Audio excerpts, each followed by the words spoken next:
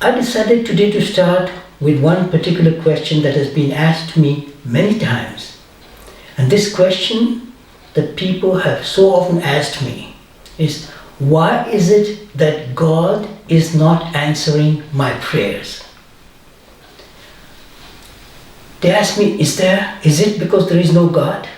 And I said, of course there is God. Otherwise we would not be here. This entire creation was the work of the divine, Brahma, God. Then they ask me, is it because I don't deserve? Is it because of my past life karma or something I've done wrong? Is it because I'm not good enough or whatever? And I said, my goodness, that has nothing to do with your prayers. What you want is what you're praying for has nothing to do whether you deserve it or not in terms of morality and all that. So what is it? Then let's ask first of all, what is a prayer? A prayer is a request to the divine or to God in words. It's a request in words. It's imploring the divine to fulfill a wish, a desire, an aspiration, or something that you want. So then you have to ask, if you are using words, here's a prayer, whom are these words addressed to? If it's a person, then it's very simple. That person can fulfill your request if he or she decides to or not.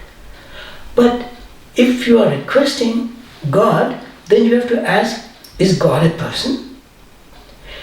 And you know very well that God is not a physical person. It's not a physical entity. At best, He is in you. You are a physical entity and God is in you. So through you He can act. Okay? But as such, it's not. God is not a physical entity, a person. And therefore, asking God through words by itself, this doesn't work. So then, what is God? God is the divine Brahma, the energy. It's the energy of life. It is Brahma. It is this Brahmanic energy. That's what God is, what the divine is. And in order for an energy to be activated, there has to be an energy to activate it. Because you can't activate energy without energy. You have to put energy to ignite energy. To light fire, you need fire. You need a spark or something. Therefore, your words need to have energy. And words are energy. So are your feelings, your emotions. It's an energy. Now, if this energy is adequate and strong enough to evoke this divine energy, which is also the energy of the divine grace, what we call divine compassion, which is essential in the process of that what we call manifestation. I define manifestation as following. Something manifests itself that somebody wants.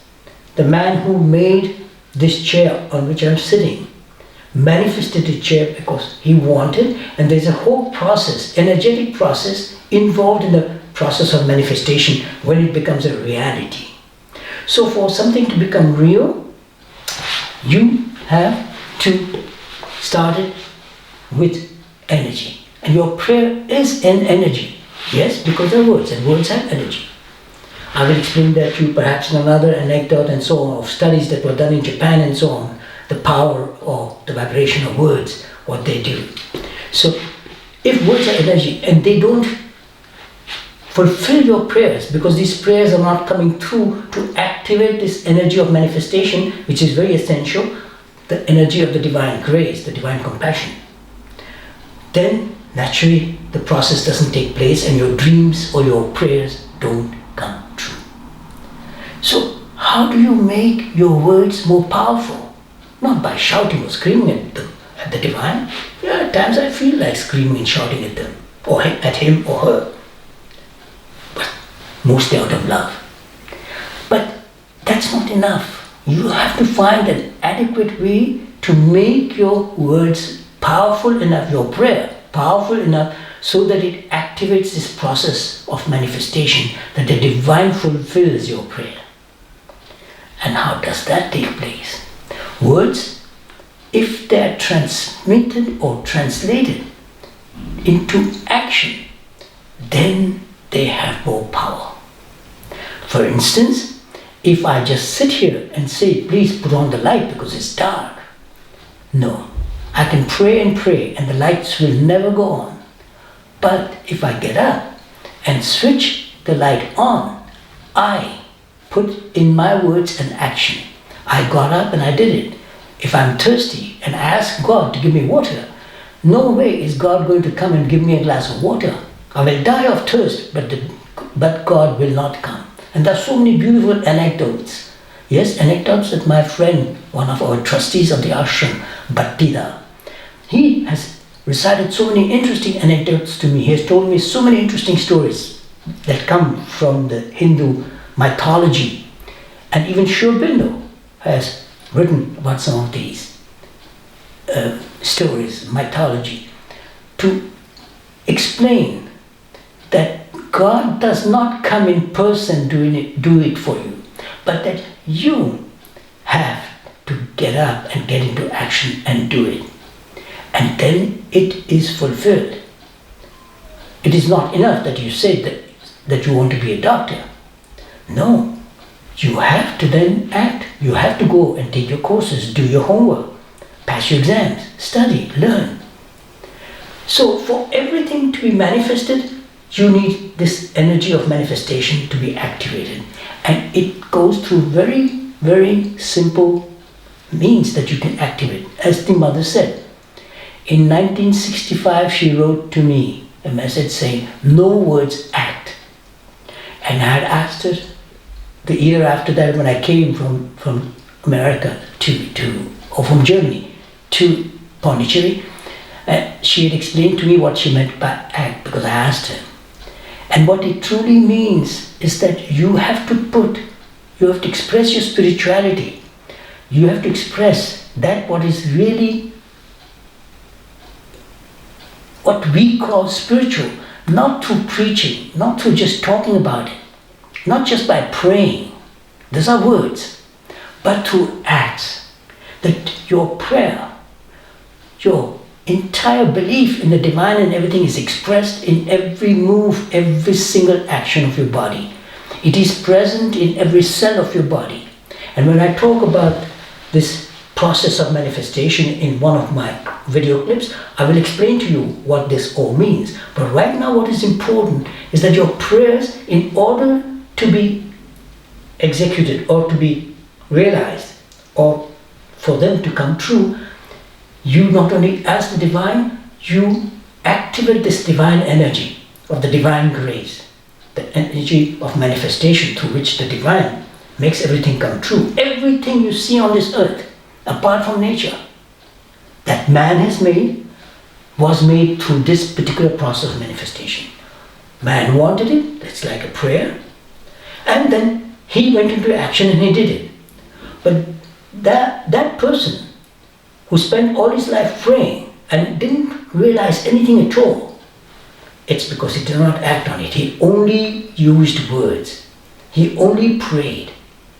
So let's go back again to what Sri Aurobindo said. Sri Aurobindo and the mother, forgive me, I'm not always very sure who said what, but I know it comes from them. The phrase, the following: work is the body's best prayer to the divine. And this is something very deep. It doesn't mean that you physically just build a house or build a furniture. No, but how you build it, how you work, how you execute.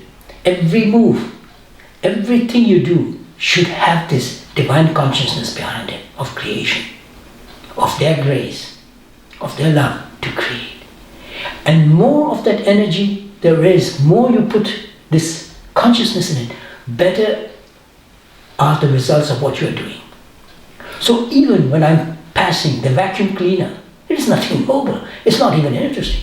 But I make it something very conscious, that I'm doing it because it's part of my life, it's part of my universe, my world, that everything has to be clean. So you have to vacuum your house or your apartment so that it's clean and nice. And what is important is how you do it, is with this consciousness in you. So your prayers, if you express them with the true emotions and feelings of what you are asking, what you want, and then you go about doing it. And for doing it, what is very important, and even before you even pray, I'm sorry I forgot to tell you that, very important in a prayer is that you know exactly, picture clear, know what you want. Most people do not truly know exactly what they want. I have met relatively few people who know precisely what they want. They know approximately what they want, but they don't know precisely. This chair would not have been as it is if the person who made it did not know precisely what he wanted. And it became exactly as he wanted it.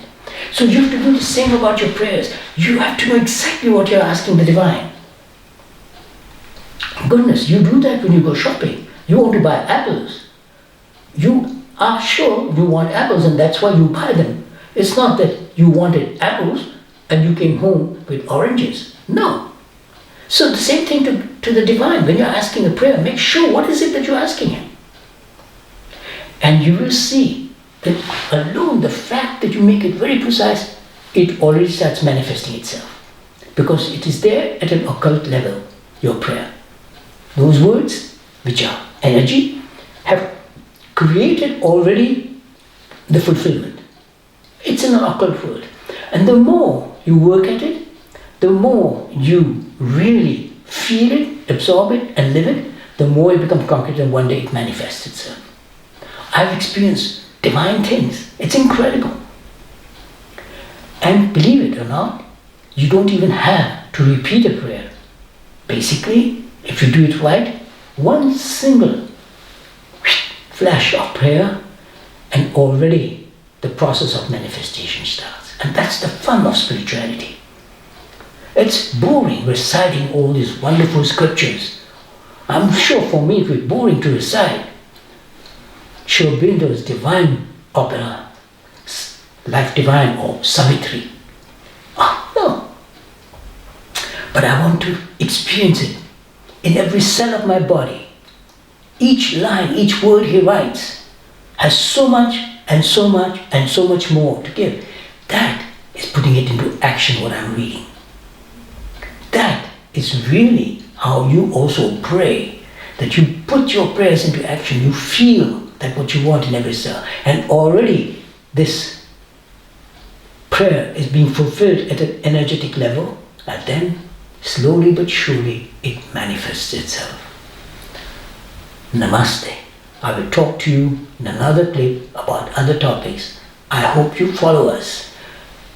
Our address, my email address is at the bottom of the screen. You can write to me. I will be glad to answer your questions, and I would love to receive questions that you want me to address.